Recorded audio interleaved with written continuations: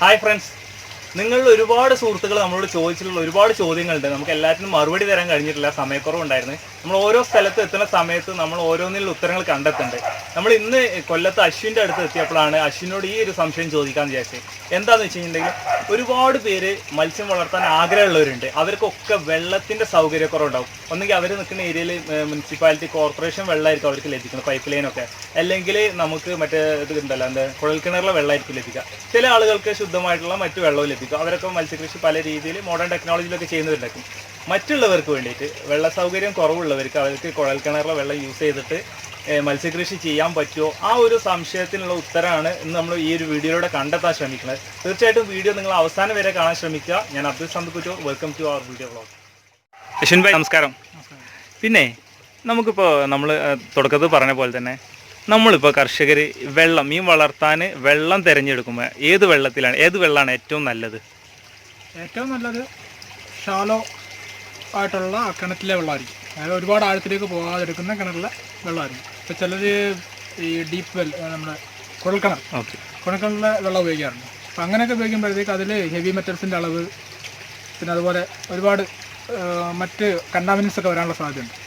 അപ്പോൾ എപ്പോഴും നമ്മൾ വെള്ളം നിലനിൽക്കും. അതിനിപ്പോൾ നല്ല ആഴം കുറഞ്ഞ കിണറ്റിലെ വെള്ളമാണെങ്കിലും നമ്മളതിൽ നല്ല ടെസ്റ്റ് ചെയ്യണം. ഇപ്പോൾ നമ്മൾ കുടിക്കാൻ ഉപയോഗിക്കുന്ന വെള്ളമാണെങ്കിൽ പോലും ടെസ്റ്റ് ചെയ്തിട്ടില്ലെന്നുണ്ടെങ്കിൽ അത് ടെസ്റ്റ് ചെയ്ത് ഉറപ്പാക്കണം. കാര്യം നമ്മളത് കൺസ്യൂം ചെയ്യുമ്പോൾ നമുക്ക് ഫിഷിനെ വളർത്തുന്നതിനേക്കാൾ ഇമ്പോർട്ടൻ്റ് ആണ് നമ്മൾ കൺസ്യൂം ചെയ്യുന്നത്. അപ്പോൾ അത് നമ്മൾ ടെസ്റ്റ് ചെയ്ത് ഉറപ്പാക്കണം. അതിപ്പോൾ ഒരു വാട്ടർ അതോറിറ്റിയിലോ ഇല്ലെന്നുണ്ടെങ്കിൽ അടുത്തുള്ള വേസ്റ്റ് വാട്ടർ ട്രീറ്റ്മെൻറ്റ് ചെയ്യുന്ന ആൾക്കാരിലോ കൊടുത്തെങ്കിൽ അവരതിൻ്റെ റിസൾട്ട് വരും. അപ്പോൾ അങ്ങനെ ചെയ്യാന്നുണ്ടെങ്കിൽ അതിനകത്തുള്ള എന്തെല്ലാം കണ്ടൻസ് ഉണ്ട്, എന്തൊക്കെ നമുക്ക് റിമൂവ് ചെയ്യാൻ വെക്കുന്നതുണ്ട് എന്നുള്ള കുറേ സാധനങ്ങളൊക്കെ നമുക്ക് ഈസി ആയിട്ട് റിമൂവ് ചെയ്യുമ്പോൾ അതൊക്കെ നമുക്ക് റിമൂവ് ചെയ്തിട്ട് വീണ്ടും ആ വെള്ളം ഉപയോഗിക്കാം.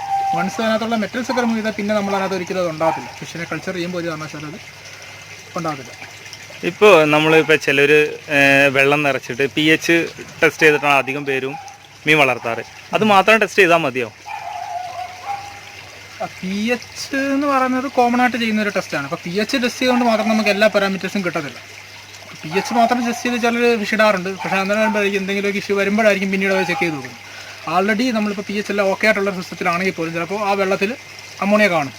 മീൻസ് ഏതെങ്കിലും ഒരു വഴിയിൽ ഇപ്പോൾ നമ്മളടുത്ത് എന്തെങ്കിലും ഒരു കണ്ടാമിനേഷൻ ഉണ്ടായിട്ടുള്ള സ്ഥലമാണെന്നുണ്ടെങ്കിൽ അവിടെ വെള്ളത്തിൽ ആൾറെഡി കുറച്ചൊരു എമൗണ്ട് അമോണിയ ഉണ്ടാവും. അത് നമുക്ക് റിമൂവ് ചെയ്യാം. ഈ പറഞ്ഞിട്ട് സിസ്റ്റത്തിൽ കൊണ്ടുവന്നതിന് ശേഷം അമോണിയ റിമൂവൽ നടക്കും. പക്ഷേ ഹെവി മെറ്റൽസ്, ഈ പറഞ്ഞ കാഡ്മിയം, ഈ പറഞ്ഞ അയണ്, ഇങ്ങനെയുള്ള സാധനങ്ങളൊക്കെ ഒരുപാട് ഉണ്ടെങ്കിൽ നമുക്ക് റിമൂവ് ചെയ്യണമെങ്കിൽ വേറെ ഒരുപാട് രീതിയിലുള്ള ട്രീറ്റ്മെൻറ്റ് ചെയ്യേണ്ടി വരും. ചിലപ്പോൾ അത് എക്സ്പെൻസീവ് ആയിരിക്കും അങ്ങനെ ചെയ്യുന്നത്. ഇപ്പോൾ ഈ അയണൊക്കെ കണ്ടൻറ്റ് കൂടുതൽ ഉണ്ടാവാൻ ഏറ്റവും താഴ്ചയിലേക്ക് പോകുന്ന സമയത്താണോ അളവ് കൂടുതൽ ഉണ്ടാവാൻ ചാൻസ്? കൂടുതലും സ്ഥലത്തിൻ്റെ ഭൂപ്രകൃതി അനുസരിച്ചായിരിക്കും. ഇപ്പോൾ മണ്ണിലുള്ള ഇതിൻ്റെ അളവനുസരിച്ചിട്ടും കൂടുതലും ഡീപ്പ് താഴെ നിന്ന് എടുക്കുമ്പോഴാണ് ഇങ്ങനെയുള്ള ഇഷ്യൂസ് എല്ലാം കൂടുതലും കണ്ടിട്ടുള്ളത്. ഓക്കെ. പിന്നെ എപ്പോഴും നമ്മൾ വെള്ളം എടുക്കുമ്പോൾ ഈവൻ നമ്മുടെ കിണറ്റിലെ വെള്ളമാണെങ്കിലും കുളത്തിലെ വെള്ളമാണെങ്കിലും ഏത് വെള്ളം എടുക്കുമ്പോഴും നമ്മളത് ഫസ്റ്റ് അത് ടെസ്റ്റ് ചെയ്തതിന് ശേഷം, ഈ പറഞ്ഞ ബേസിക്കായിട്ടുള്ള ടെസ്റ്റ് എല്ലാം നടത്തിയതിന് ശേഷം എല്ലാം ഓക്കെ ആണെങ്കിൽ നമ്മൾ വെള്ളം നിറച്ചതിന് ശേഷം അതിൽ ക്ലോറിനേഷൻ, മീൻസ് എന്തെങ്കിലും തരത്തിലുള്ള ഫിഷിന് ഹാംഫുൾ ആയിട്ടുള്ള ബാക്ടീരിയസ് അതിൽ എക്സിസ്റ്റ് ചെയ്യുന്നുണ്ടെങ്കിൽ അവയെ നശിപ്പിച്ച് കളയണം. അത് ഒന്നുകിൽ നമുക്ക് ഡയറക്റ്റ് ക്ലോറിൻ ആഡ് ചെയ്ത് ഇതിനെ ചെയ്ത് കളയാം, ഇല്ലാതാക്കി കളയാം. അതല്ലെന്നുണ്ടെങ്കിൽ വേറെ ഏതെങ്കിലും ഇതുപോലുള്ള ബാക്ടീരിയ കൊല്ലുന്ന തരത്തിലുള്ള കെമിക്കൽസ് വേറെ ഉപയോഗിക്കാം. ഏറ്റവും സേഫ് ക്ലോറിനാണ്. ക്ലോറിൻ ഉപയോഗിച്ചിട്ട് നമുക്കിത് ഫസ്റ്റ് ഈ പറഞ്ഞ രീതിയിൽ ഇതിനകത്ത് നമ്മൾ ചേർത്ത് ക്ലോറിനേഷൻ ചെയ്തിട്ട് ഒരു 3 ദിവസം 4 ദിവസം കീപ്പ് ചെയ്തതിന് ശേഷം നമുക്ക് എയറേറ്റ് ചെയ്ത് കഴിഞ്ഞാൽ ക്ലോറിനെ സ്ട്രിപ്പ് ചെയ്ത് കളയാൻ പറ്റും.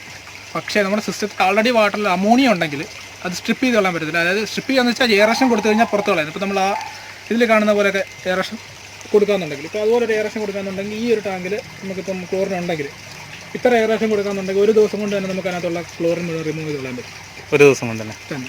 പക്ഷേ ഇതേ സിസ്റ്റത്തിൽ അമോണിയ ഉണ്ടെങ്കിൽ, ആൾറെഡി നമ്മൾ ഈ എടുക്കുന്ന വെള്ളത്തിൽ അമോണിയ ഉണ്ടെങ്കിൽ നമ്മൾ ക്ലോറിൻ ചേർത്ത് കഴിഞ്ഞാൽ ഈ ക്ലോറിൻ അമോണിയമായിട്ട് പ്രവർത്തിച്ചിട്ട് ക്ലോറാമൈൻ എന്ന് പറഞ്ഞിട്ട് വേറൊരു ഇതായിട്ട് മാറും. അങ്ങനെ വരുമ്പോൾ നമുക്ക് ഒരിക്കലും ഇത് എയറേഷൻ കൊടുത്ത് നമുക്ക് പുറത്ത് കളയാൻ പറ്റും. അപ്പോൾ നമ്മൾ സോഡിയം തിയോസൾഫേറ്റ് അങ്ങനെയൊക്കെയുള്ള കെമിക്കൽസ് ഉണ്ട്, സോഡിയം തിയോസൾഫേറ്റ് എന്ന് പറയുന്നത്. അപ്പോൾ അത് ഹൈപ്പോ, നമ്മുടെ പഴയ ഈ ഫോട്ടോഗ്രാഫിയിലൊക്കെ ഉപയോഗിക്കുന്ന ഒരു ലിക്വിഡ് ഉണ്ടല്ലോ, വെള്ളം അതിൽ മുക്കി ഫോട്ടോ താത്തെടുക്കുന്നത്, അങ്ങനെയുള്ള കെമിക്കൽസ് ഒക്കെ ഉപയോഗിക്കേണ്ടി വരും. ഏറ്റവും സേഫ് ഫസ്റ്റ് അമോണിയ ചെക്ക് ചെയ്ത് നോക്കുക. അമോണിയ ഇല്ലെന്ന് ഉറപ്പുണ്ടെങ്കിൽ മാത്രം ക്ലോറിനേഷൻ ചെയ്ത് ചെയ്യുക. അല്ലെന്നുണ്ടെങ്കിൽ വേറെ ഏതെങ്കിലും രീതിയിൽ ഇതിനെ മറ്റേതെങ്കിലും കെമിക്കൽസ് ഉപയോഗിച്ചിട്ട് നമുക്കിതിനെ കളയാൻ പറ്റും. എല്ലാത്തിൻ്റെയും പേര് എനിക്കറിയില്ല. നമ്മൾ ചെയ്തിട്ടുള്ള ക്ലോറിനേഷനാണ്. ഈ ഒരു സിസ്റ്റത്തിൽ ഇൻഫെക്ഷൻ വന്നിട്ട് നമ്മൾ ക്ലോറിനേഷൻ ചെയ്താണ് അത് കളഞ്ഞത്. അപ്പം അമോണിയ ഇല്ലാത്ത വാട്ടറിലായിരുന്നു അത് ചെയ്തു തരണം. പിന്നെ അതുപോലെ തന്നെ ചിലപ്പം ചിലർ കുഴൽക്കിണർ കളക്കാറെന്ന് വെച്ചാൽ തീരദേശ മേഖലയിലേക്ക് വരും. അതായത് ചരൽപ്പറ്റില്ലാത്ത മണ്ണും മണലൊക്കെ ഉള്ള സ്ഥലങ്ങളുണ്ട്, കിണർ കുഴിച്ച് പോകുമ്പോൾ ഇടിഞ്ഞു പോകുന്നത്. അങ്ങനത്തെ സ്ഥലങ്ങളിൽ കുഴൽക്കിണർ കളക്കുന്നവരുണ്ട്. അത് കൂടുതൽ താഴ്ചയ്ക്ക് എത്തൂല, കുറഞ്ഞ താഴ്ച തന്നെ വെള്ളം കാണും. ആ വെള്ളം യൂസ് ചെയ്യുന്നതുകൊണ്ട് വലിയ വിഷയം ഉണ്ടാവില്ലല്ലോ. ഞാൻ പറഞ്ഞില്ല, ഏത് വെള്ളമാണെങ്കിലും നമ്മൾ എടുത്തു ബേസിക്കായിട്ട് ഈ അമോണിയ ടെസ്റ്റ്, VH, നൈട്രേറ്റ് ഇങ്ങനെയുള്ള സാധനങ്ങളെല്ലാം ഒന്ന് ചെക്ക് ചെയ്ത് നോക്കുക.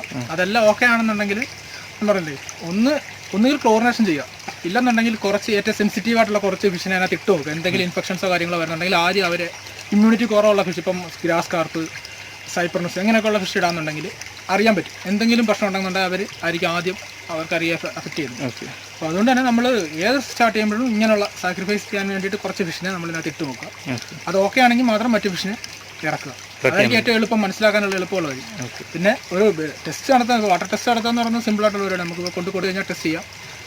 ഇപ്പം എറണാകുളത്തൊക്കെ ആണെങ്കിൽ കുസാറ്റിൽ കുഫോസിലൊക്കെ അവർ ചെക്ക് ചെയ്ത് തരും. ഇതിപ്പോൾ ഓരോ ജില്ലയിലുണ്ടായിരിക്കും, അത് എറണാകുളത്ത് തന്നെ വരേണ്ടി വരുമോ?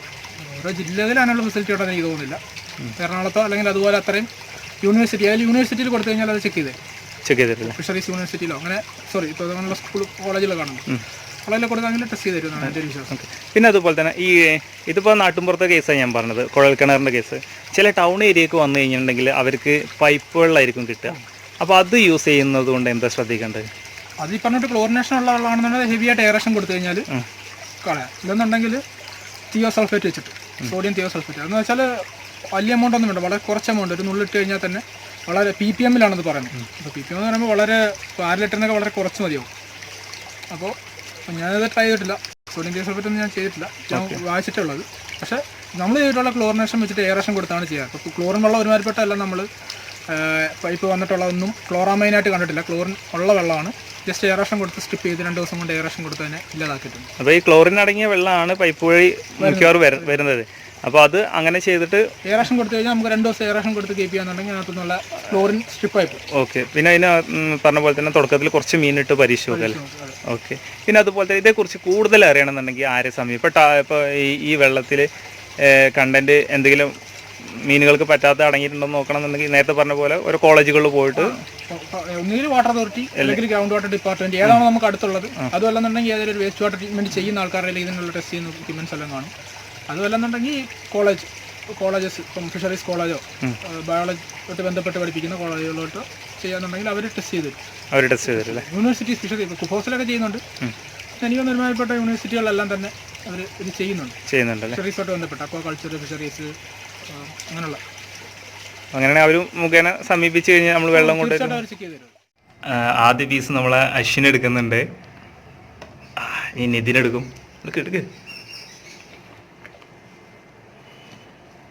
എങ്ങനെയുണ്ട് ടേസ്റ്റ് ചെയ്തിട്ട് അഭിപ്രായം പറ.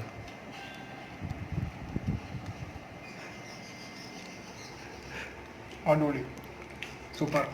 എങ്ങനെയായാലും നീ എല്ലാം ഉണ്ടാക്കിക്കണത് സൂപ്പർ എന്നല്ലേ പറയുള്ളൂ. എങ്ങനെയുണ്ട് അശ്വിൻ? നേരത്തെ ടെസ്റ്റ് ചെയ്തില്ല. അപ്പോൾ കേരളത്തിൽ ബയോഫ്ലോക്ക് എന്നൊക്കെ ഹാർവെസ്റ്റ് ചെയ്തവരുണ്ടോ? കാരണം കേരളത്തിൽ ബയോഫ്ലോക്ക് ഉണ്ടായിരിക്കുമോ? കാരണം ഇപ്പോൾ നമ്മൾ കുറച്ച് കാലങ്ങളായിട്ട് നമ്മൾ വീഡിയോ ചെയ്യാൻ തുടങ്ങിയിട്ടുള്ളൂ. ഒരു മാക്സിമം ഒരു 2 മാസമായിട്ടുള്ള ബയോഫ്ലോക്കൊക്കെ പരിചയപ്പെടുത്താൻ ശ്രമിക്കൽ തുടങ്ങിയിട്ട്.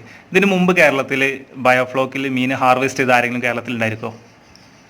ചാൻസ് ഉണ്ടോ? കോട്ടയത്തും കണ്ടൊരു വലിയൊരു യൂണിറ്റ് ഉണ്ട്, പക്ഷെ അത് ഞാൻ നേരത്തെ പറഞ്ഞില്ല, ഹെറ്ററോട്രോഫി സിസ്റ്റം ഒന്നുമല്ല. അപ്പൊ ഈ ഒരു ടേസ്റ്റ് അല്ല എന്നാണ് ഞാൻ അറിഞ്ഞത്. അപ്പൊ അവിടുന്ന് വാങ്ങിച്ച ഒരാൾ പറഞ്ഞാണ് ഒരു കയ്പ് തോന്നുന്നു. ഇതിൽ നമുക്ക് അങ്ങനെ ഒന്നും തോന്നിയിട്ടില്ല അല്ലേ?